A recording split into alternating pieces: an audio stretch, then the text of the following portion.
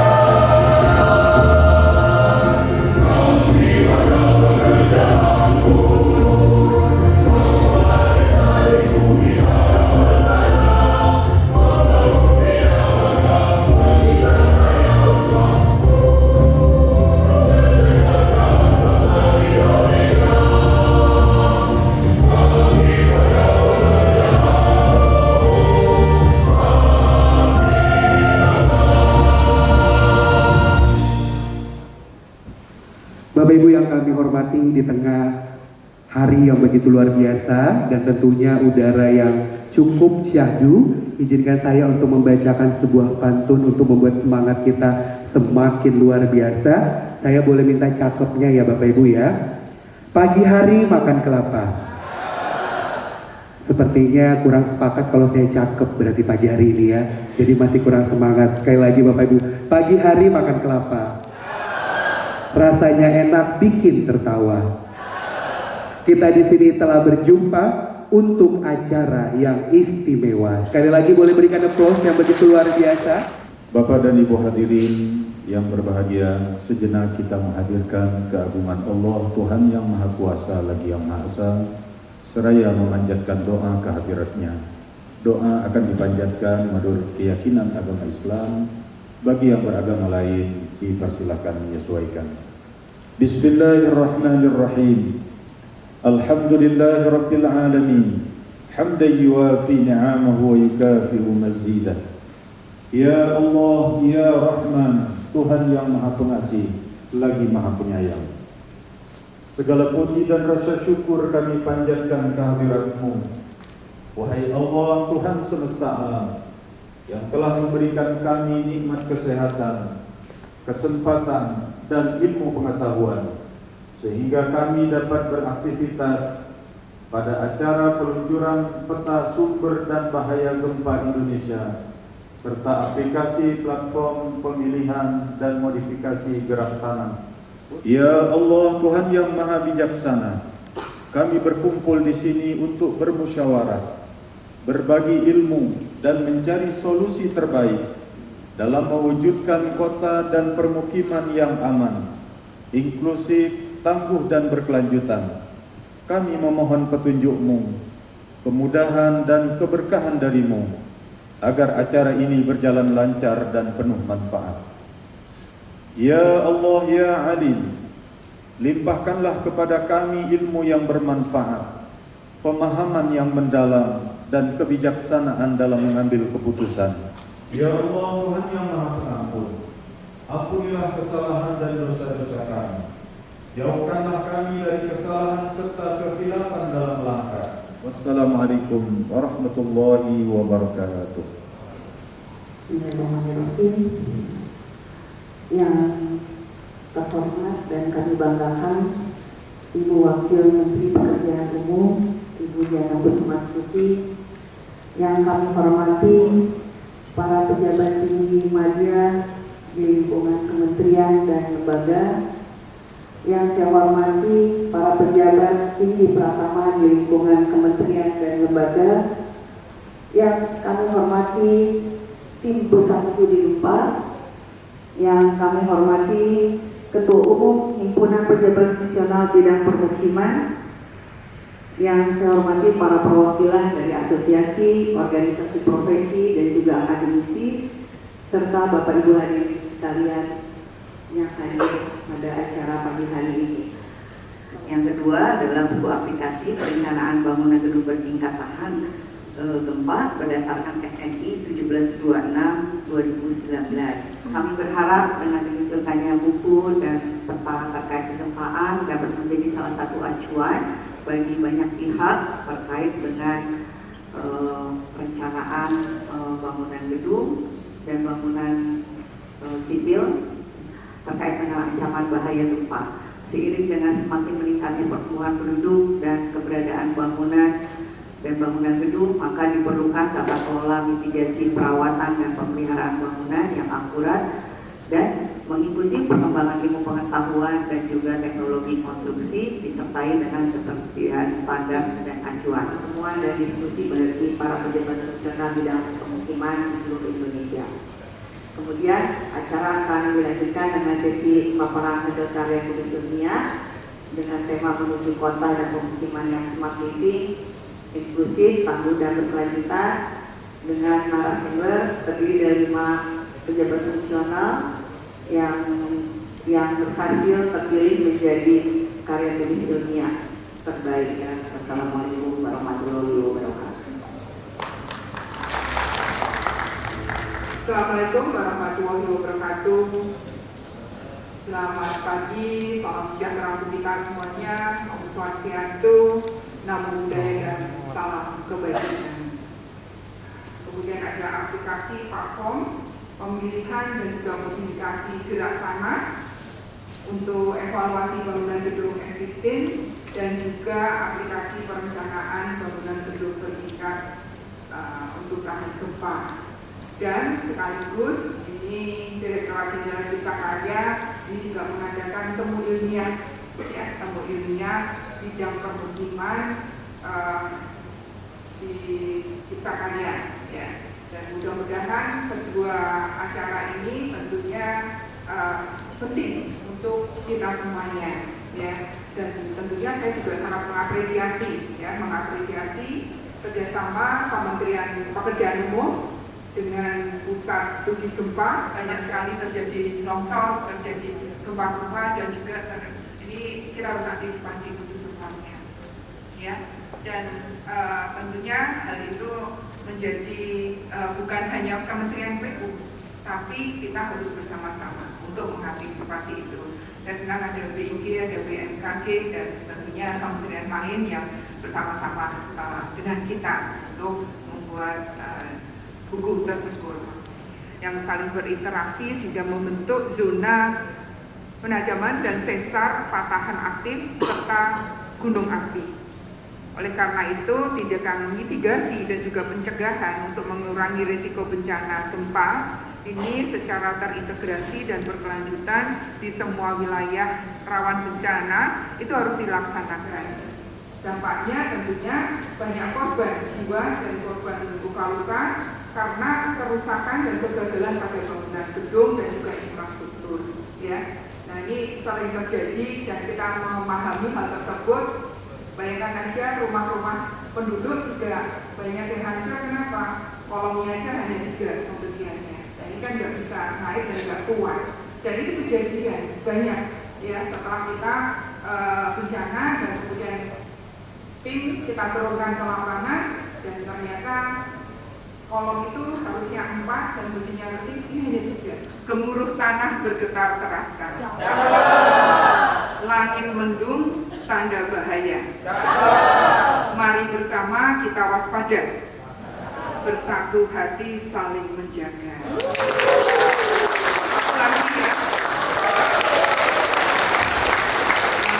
Acara peluncuran buku Sumber dan Bahaya Gempa Indonesia serta aplikasi platform pemilikan dan modifikasi gerak tanah untuk evaluasi bangunan gedung existing serta temu ilmiah bidang permukiman. Dengan ini saya nyatakan untuk dibuka. Terima kasih dan selamat bertemu ilmiah. Mudah-mudahan ada hasilnya untuk kita semuanya dan membawa berkah untuk kita semuanya dan membawa ini untuk kebaikan bangsa dan negara. Terima kasih dan wabillahi taufiq wal hidayah. Wassalamualaikum warahmatullahi wabarakatuh. 3, 2, 1.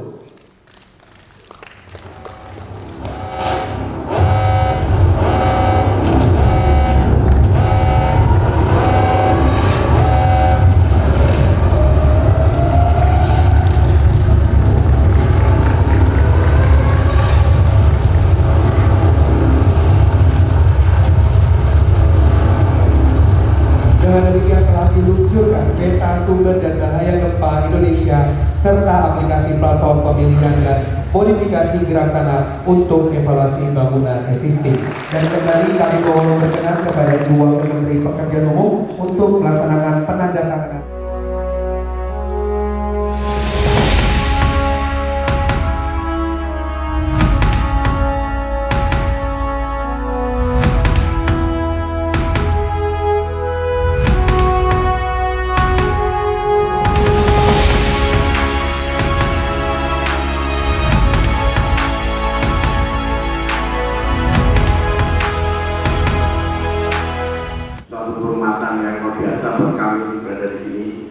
Menyampaikan hasil kegiatan Pusken.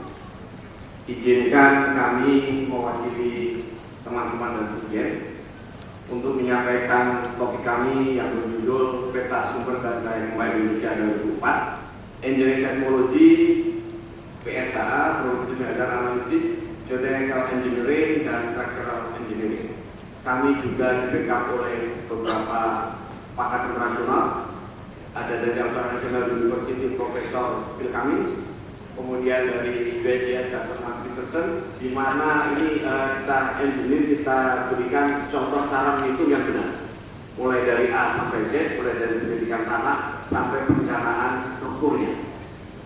Kemudian yang ketiga adalah aplikasi platform atau website yang kami kita persiapkan untuk pemilihan dan modifikasi gerak tanah untuk evaluasi dan rehabilitasi bangunan existing beserta buku panduannya. Sebagaimana tadi disampaikan oleh Bu Wamen, kita berada dalam daerah yang sangat rawan gempa karena ada yang pertemuan 4 elemen tektonik, di mana plat Australia dan plat Asia besar dan plat Pasifik besar. plat Asia, juga plat Filipina, sehingga inilah negara kita. Kita adalah termasuk salah satu negara dengan aktivitas yang paling tinggi di dunia. Menangkan periode ulang gempanya adalah 1000 tahun. Untuk bendungan, OBE level 145 tahun dan SEE periode ulangnya adalah 2.500 sampai 10.000 tahun tergantung pada resikonya. Bapak Ibu juga bisa melihat ini adalah evolusi atau proses perkembangan atau updating standar bangunan tahan gempa. Sekali lagi terima kasih atas kesempatannya. Assalamualaikum warahmatullahi wabarakatuh. Indonesia telah mengeluarkan peraturan terkait perencanaan bangunan tahan gempa.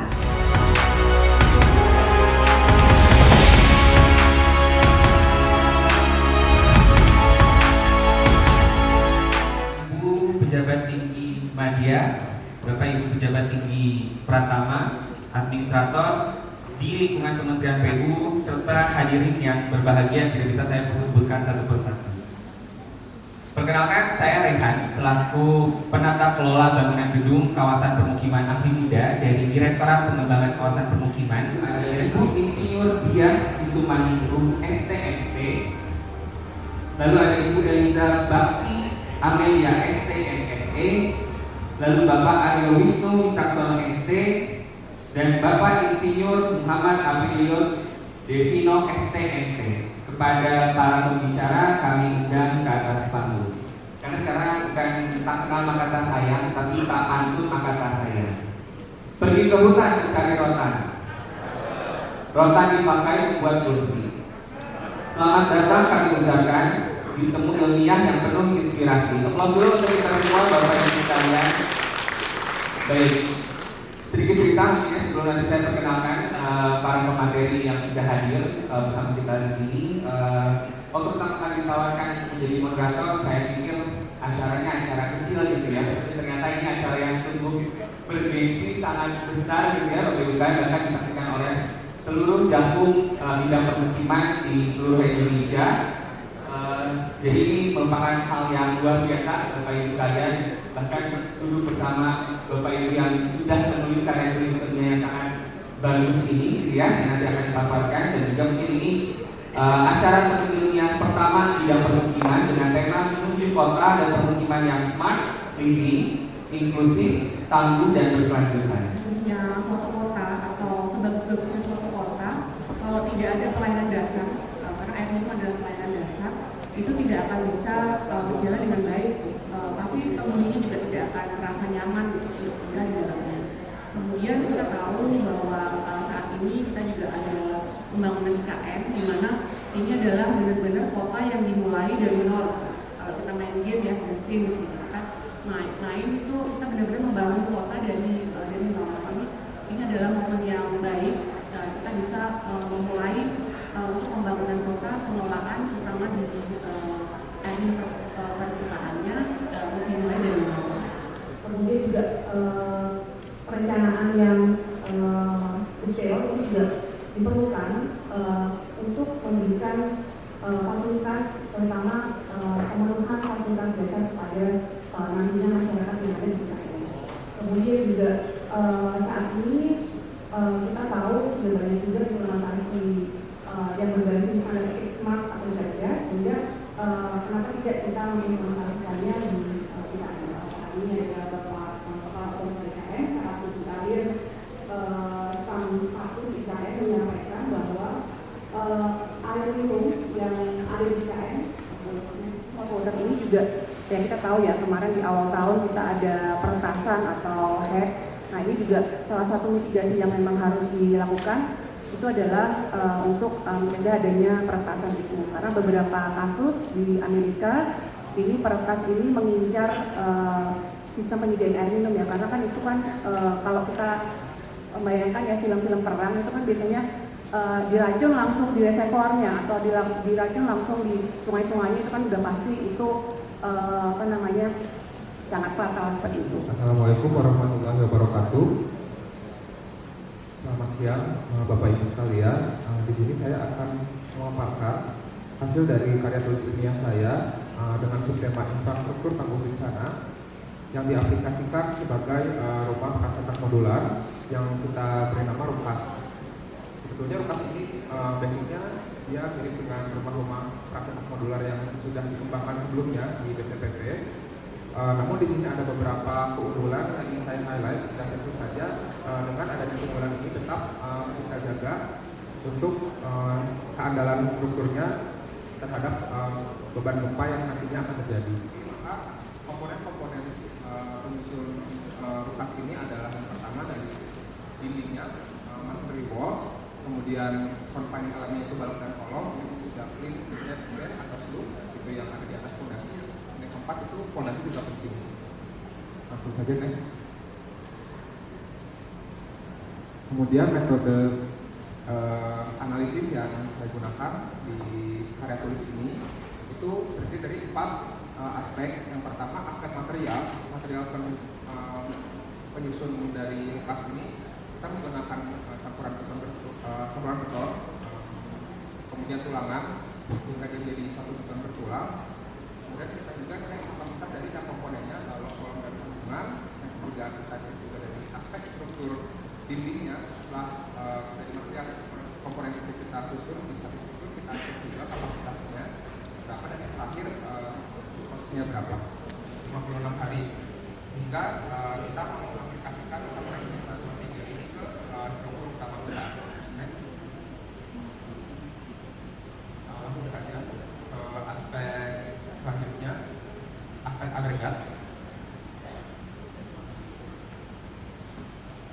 Untuk dari aspek agregat ini, karena saya ambil agregatnya itu harus yang kurang dari 2 cm dekilnya, sehingga bisa dilihat bahwa acceptance kriteria itu tidak masuk ASTM 3. Isinya itu adalah bangunan gedung dan bangunan prasarana.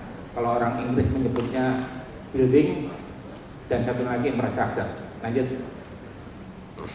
Ini kajian-kajian ininya, jadi keterkaitan antara sebuah kota, urban atau rural dengan sistem yang ada di dalamnya dikaitkan dengan faal tubuh sistem dalam manusia. Lanjut. Nah, ini konteks dan definisi yang kami berikan pada kalau kita bicara ke Undang-Undang Penataan Ruang, ada 2 ruang, yaitu ruang budidaya dan ruang kawasan lindung. Oke, kita tempatnya adanya di kawasan budidaya. Kawasan budidaya itu ada 2 objek dari kacamata Undang-Undang Dasar Konstruksi. Objeknya kalau di BU, padahal KTP itu eselon 1, KTP Distrik ya, hanya sebuah KTP. Ini SIM BG yang dalam bentuk, sehingga makanya nggak heran kalau kita berapa sih jumlah lantai bangun gedung di Indonesia yang merupakan isi dari sebuah kota, isi sebuah desa, kita sampai hari tidak bisa menemukan. Sehingga backlog apa itu hanya berdasarkan pendekatan yang tidak ada data fix, angka-angkanya itu harusnya bisa digali, karena di pasal 98 Undang-Undang PKP dan pasal 8 Undang-Undang Hudud itu mewajibkan adanya pendataan bangunan gedung atau pendataan perumahan. Komitmen bangsa-bangsa termasuk Indonesia ini kemudian diwujudkan melalui penandatanganan Perjanjian Paris tahun 2016 yang diratifikasi dalam Undang-Undang Nomor 16 tahun 2016, di mana ditetapkan target penurunan emisi gas rumah kaca sebesar 29% tanpa syarat dan 41% dengan syarat di tahun 2030.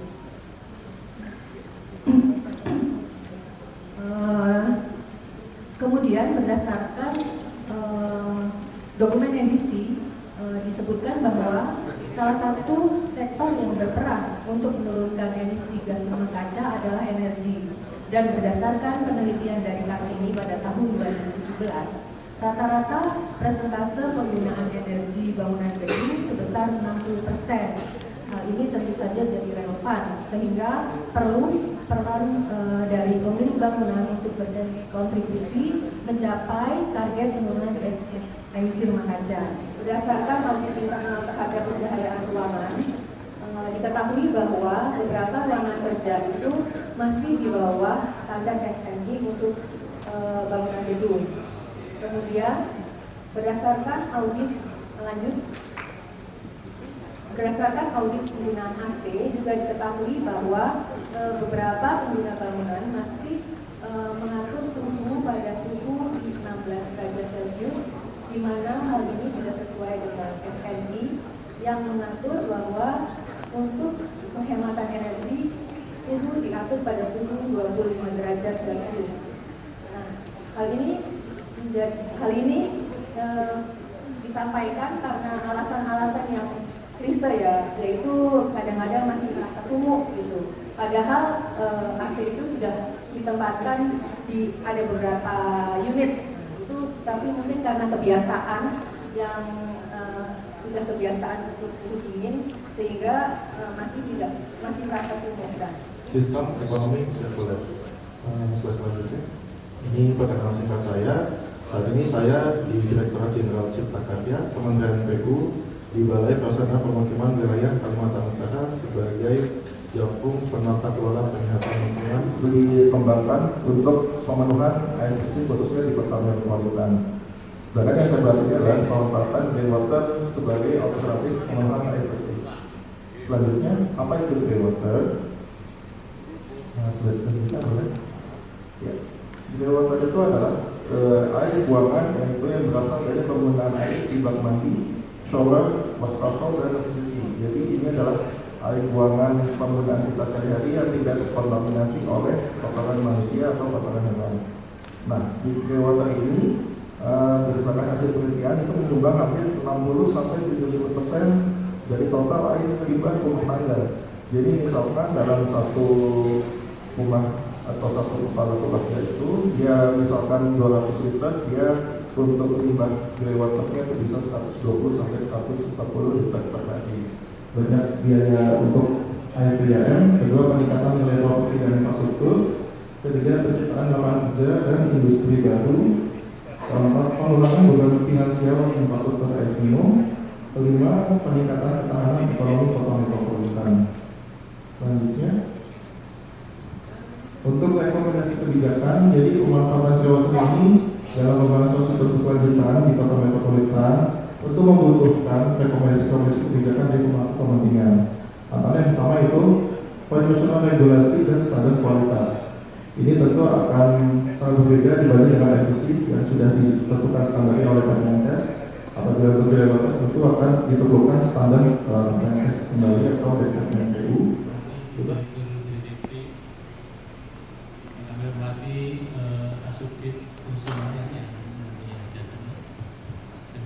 yang saya banggakan teman-teman yang menjadi finalis dalam acara ini.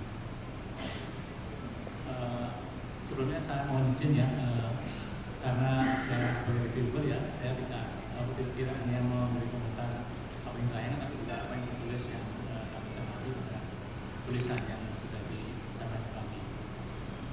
Yang pertama yang jelas ketika saya membaca judul ini sangat menarik ya, karena temanya sangat kontekstual dan yang diberikan sekarang PKN ya. Kemudian juga ketika dihadapkan pada pertanyaan apa judul terbelakang permasalahan dan pengembangan masalah sesuai dengan kriteria, saya pikir seharusnya dari atas itu ya mengenai permasalahan yang dihadapi termasuk kebutuhan yang saat ini diperlukan oleh IKN maupun saya kira yang saya katakan tadi ya, yang perlu dibenahi adalah kalau dikaitkan dengan tulisan ilmiah itu apa tugas hukumnya harus disesuaikan, kemudian tujuan ilmiah ya itu gambar-gambar itu tolong sebenarnya di mana itu harus dicantumkan itu. Dari sisi aspek penulisan makalah pada dasarnya kalau saya melihat sudah baik ya. Jadi dari makalah yang saya baca itu sudah memberikan gambaran pada mulai ide, latar belakang, tujuan, kemudian bagaimana menyampaikan metodologi, kemudian hasil discussion-nya, kemudian kesimpulan, terus saya lihat sudah bagus ya. Tapi saya senang mendengar paparan apa? Kita berbicara tentang hal yang bagaimana kita mulai mengelola kapasitas lingkungan, kira-kira seperti itu, atau intensitas daripada lingkungan yang kita lihat terkait dengan semakin tingginya tumbuhan kira-kira begitu ya, semakin cepat menuju 2045. Terus juga penggunaan teknologi. Tadi Wamen mengatakan kita sudah mulai harus menggunakan Internet of Things. Tapi begini juga Pak, kita ini sekarang sedang menghadapi satu dilema. Apa itu?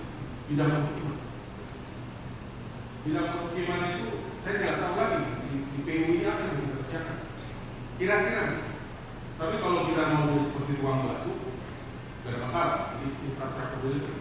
Baru pertama, oke, baru pertama aja seperti ini, luar biasa. Saya pikir ini ya tradisi bagus ini perlu dilanjutkan, Bu. Ya, kami semua mendukung ya karena teman-teman utamanya yang sekarang menjabat di fungsional ini sepertinya harus ya untuk mendapatkan saluran seperti ini. Saya boleh cerita ya, saya terakhir kemarin sempat berkunjung ke Provinsi Kepulauan Riau. Jadi saya catat semua dari teman-teman ini sedikit-sedikit aja. Yang Rukas tadi ya. Nah, Rukas ini juga sama ya. Dulu kita punya Risa waktu gempa di NTB ya. Nah, itu kesulitan mencari rantai pasoknya. Ya, nah ini tolong nanti dipikirkan bagaimana rantai pasoknya. Kalau bisa ya itu prenkes-prenkesnya Rukas tadi itu sudah ada di pembangunan. Kemudian juga mau mengikuti kadang-kadang kita selalu melebar. Sebaiknya kita fokus pada hal-hal tertentu gitu ya, tapi kita bisa detail di dalamnya daripada kita bicara apa yang kita. Kira-kira itu secara umum yang saya lihat dari berbagai paper yang saya evaluasi dan sangat bagus. Dan khusus untuk Bu Dia, saya apresiasi Ibu yang mewakili ya, tadi sampaikan satu-satunya perwakilan dari Pemda ya, harapannya kemudian hari tidak hanya Bu Dia, tapi juga ada dari program-program lain tidak berkontribusi begitu ya. Dan juga apresiasi buat Pemprov Cipta Karya ya, Pemprov Jawa Timur yang sudah membangun ya, retrofitting bangunannya mudah-mudahan bisa jadi contoh.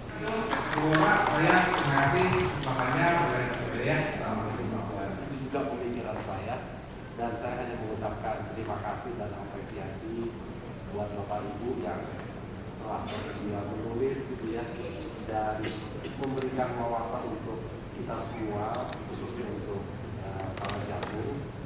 Dan saya percaya apa yang Bapak buat itu akan meningkatkan wawasan kita, membuat metode berpikir kita lebih baik sehingga itu dapat mengungkit tujuan pembangunan kita, infrastruktur kita di dalam pertumbuhan ekonomi.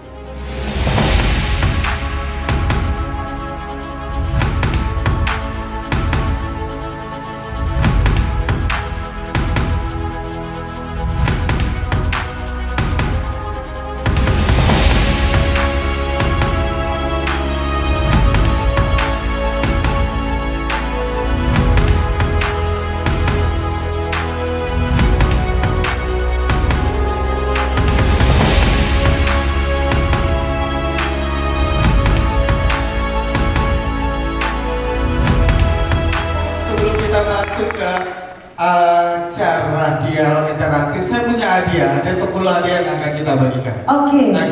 Caranya mungkin Bapak Ibu yang sudah hadir di tengah-tengah kita, saya minta satu orang yang mau menjawab pertanyaan, ada yang berani? Wah, ada kuisnya ya, berarti ya. Coba silakan. Pertanyaannya adalah, Mas sudah berkeluarga? Belum. Sudah punya pacar? Sudah. Oh, sudah. Kok Bapak yang jawab ya, Pak? Sudah punya pacar? Sudah ya. Nama pacar Mas ya? Rahasia. Rahasia. Oke. Nama orang tua nih?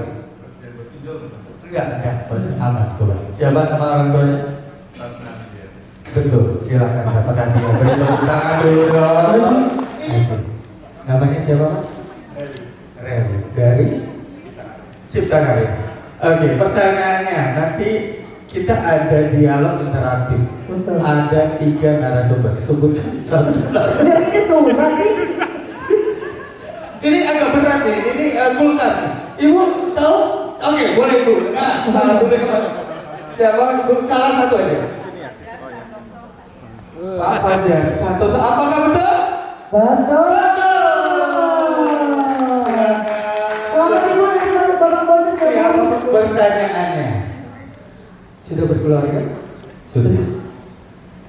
Tinggal di daerah mana? Bogornya tepatnya di Parung Panjang. Di Kota Bogor. Di Kota Bogor. Sebutkan nama dari Parung Panjang.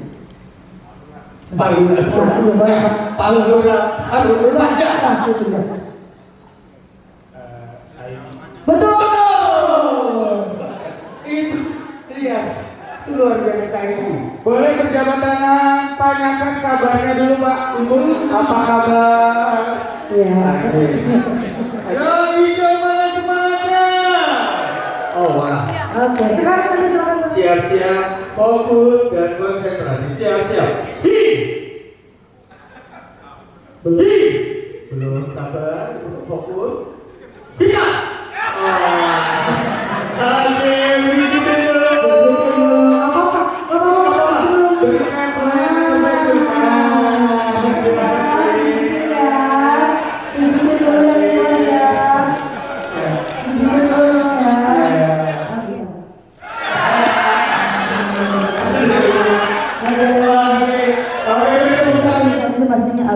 Makanya dari itu perlu bekal-bekal, perlu tips dan trik, betul. Perlu banyak sekali yang harus diperhatikan dalam menulis. Tentunya ini untuk bekal kita semua untuk hari berikutnya.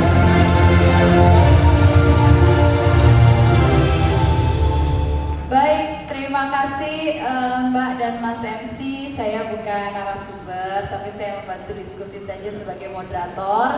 Narasumbernya di sini para ahlinya dan sangat canggih sekali. Langsung saja saya akan panggilkan karena tadi katanya berusaha menyampaikan kepada Bapak Ibu sekalian bahwa menulis itu mudah.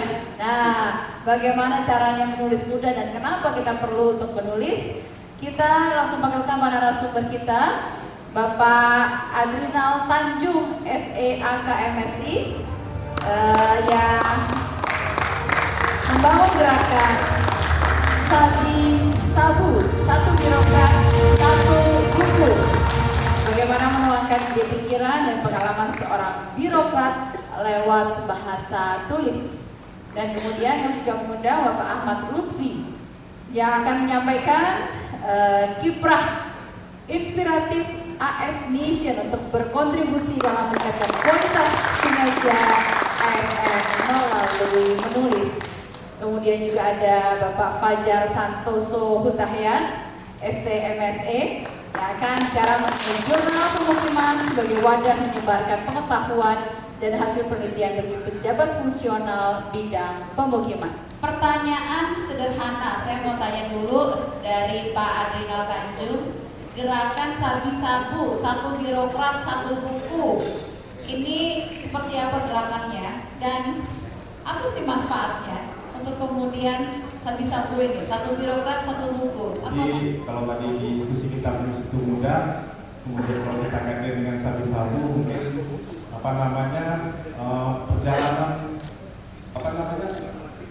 pengalaman saya sebagai PNS itu penuh kejutan gitu. Jadi mungkin itu harus saya ceritakan sedikit kenapa saya diberikan komunitas Sabi Sabu yang boleh dikatakan sebenarnya belum begitu banyak terobosannya. Tetapi ketika COVID di bulan Maret 2020 April pada waktu itu sudah banyak berdiri komunitas ya, ada Rumah Produktif Indonesia, macam-macam ya edukasi, dan kebetulan di 2016 itu saya sudah menulis di Birokrat Menulis hingga seri 4.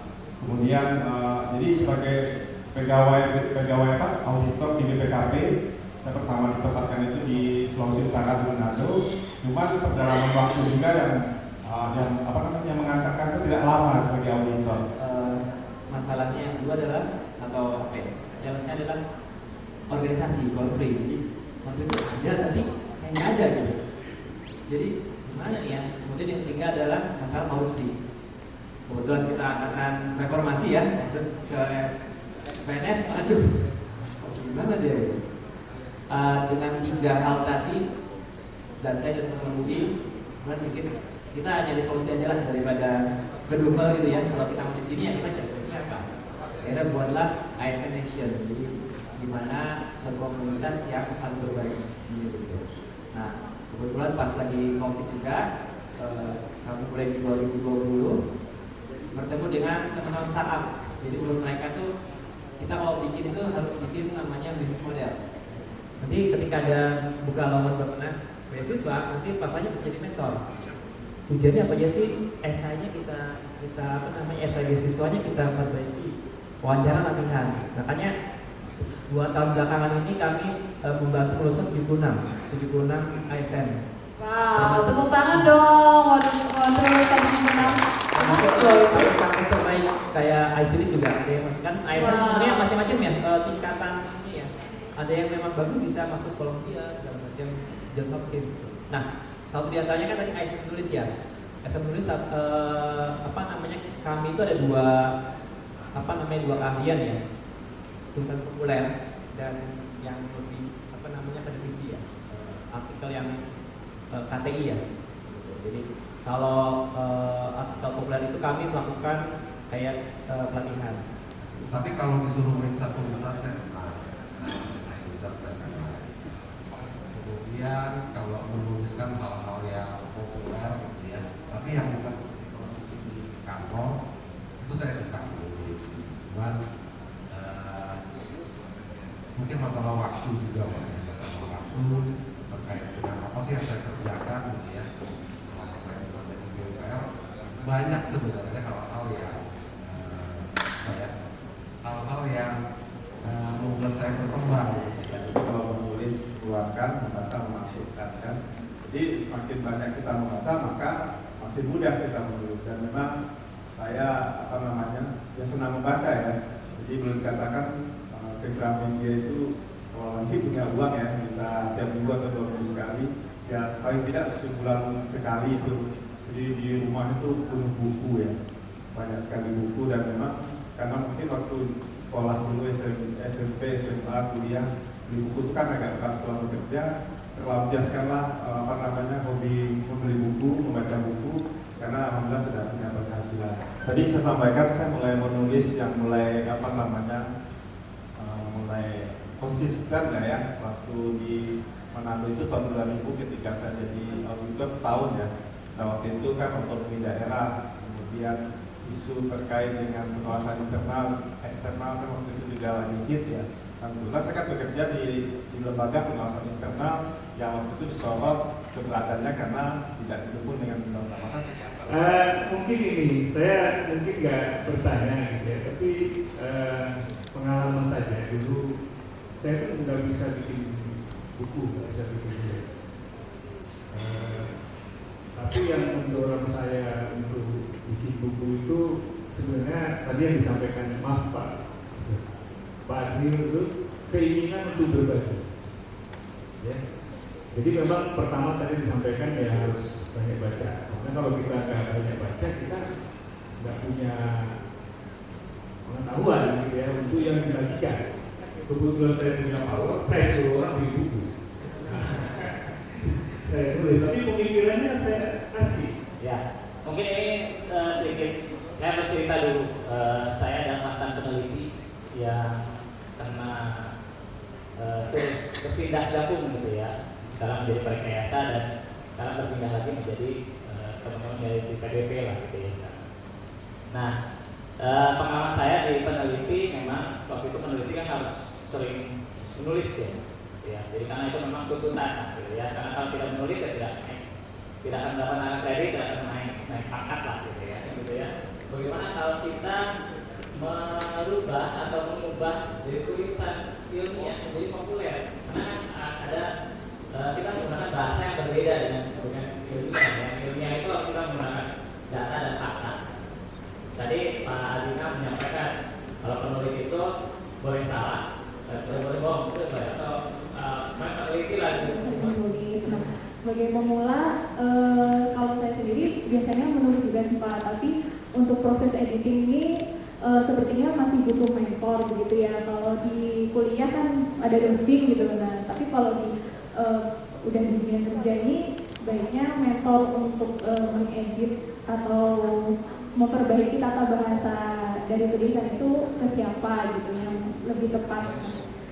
Kalau kami biasanya menerima tulisan-tulisan gitu ya. Pertama ada sekretariat kalau di BPPP ya, di tempat saya di Perpus di Cileunyi di Bandung. Nah teman-teman ini memeriksa dulu typo dan segala macam gitu ya, yang subjek sama verbnya nggak lengkap gitu ya, atau kalimatnya tidak lengkap gitu. Nah itu kami komunikasikan dulu dengan penulisnya. Ternyata produk pengorbanan, kalau menurut saya, pengorbanan adalah mengikuti pelatihan. Apalagi pelatihan kami itu berbayar, tapi nggak bayar tapi bayar. Kan sekarang banyak gratis juga ya. Ternyata kita itu cuma perlu kesungguhan, duduk berapa jam, kemudian nanti kita bikin tulisan, kemudian nanti koreksi, kemudian direvisi lagi, terus sama dia diarahkan kemana, ya. Nanti diterbitkan di yang biasa kumparan atau Kompasiana yang masih levelnya itu ya. Nah kemudian ketika sudah levelnya naik gitu ya, nanti akan, apalagi sudah biasa ya, tadi menulis di yang lebih serius ya, harusnya itu cuma masalah waktu aja. Juga bisa mencerahkan bagi yang membaca. Konsep penulisnya seperti itu. Kemudian bagaimana mengubah ilmiah menjadi populer ya, kebetulan kami belum lama ini mengundang salah satu maestro ini ya, yang sudah menulis banyak buku, Pak Bambang Prim ya, 200 lebih buku. Ya sama dengan Pak Lutfi tadi, ya di birokrasi itu di setiap kementerian lembaga itu kan punya banyak data dan kita memilih data. Ya rasa-rasanya hidup tidak melulu itu ya, karena saya melihat kemanfaatan kita, kemudian legasi yang kita hasilkan, kemudian keberadaan kita punya nilai. Kalau misalnya saya dipromosikan jadi S2, saya itu kan nggak bisa dalam tekanan. Yang kedua ini yang terakhir ini yaitu terkait dengan itu. Memang nggak sensitif terkait dengan korupsi ya, memang nggak sensitif. Tapi kemudian Pak Lutfi di ASN Nasionalnya mungkin lebih ke ilmiah. Kemudian Pak Fajar terkait dengan mengelola jurnal, Pak Prita yang kita kenal lah semuanya, nggak usah saya jelaskan di sini.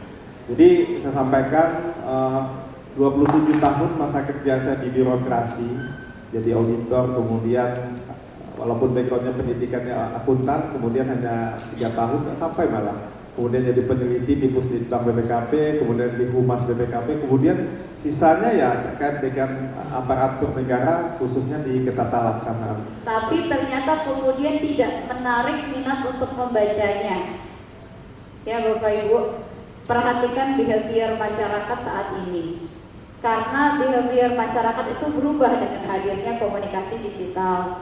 Lack of attention atau panjangnya perhatian publik manusia terhadap sesuatu itu terus berkurang dalam 15 tahun terakhir ini.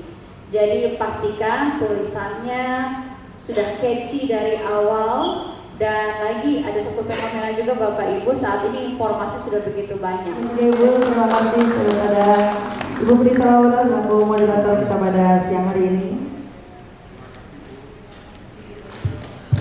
Baik. Terima kasih Bapak.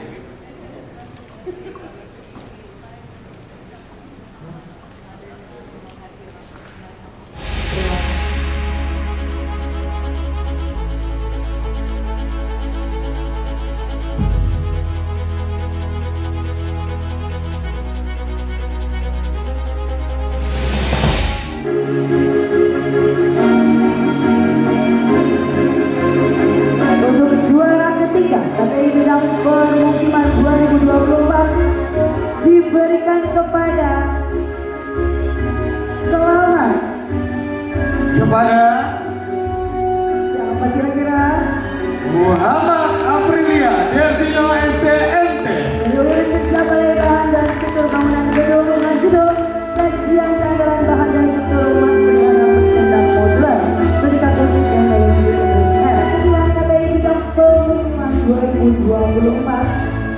Selamat kepada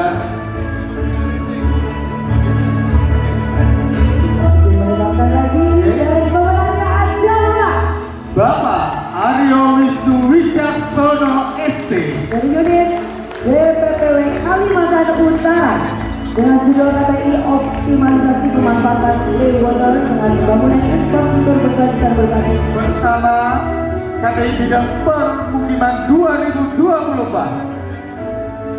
Selamat kepada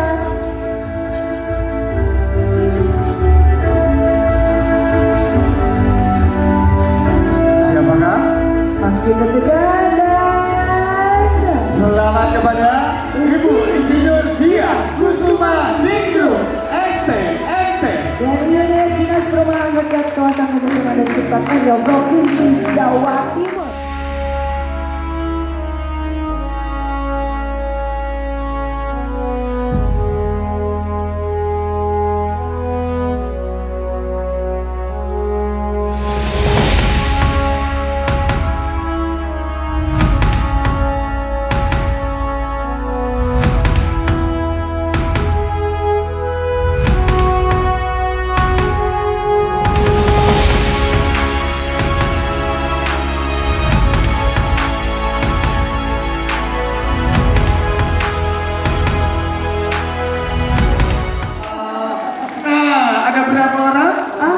Tadi Kalimantan Timur juga ada Iya, loh. ada Kalimantan Timur mungkin. Ada Kalimantan Timur. Bawa dompet, silakan mohon izin untuk yang di dompetnya punya foto keluarga lengkap.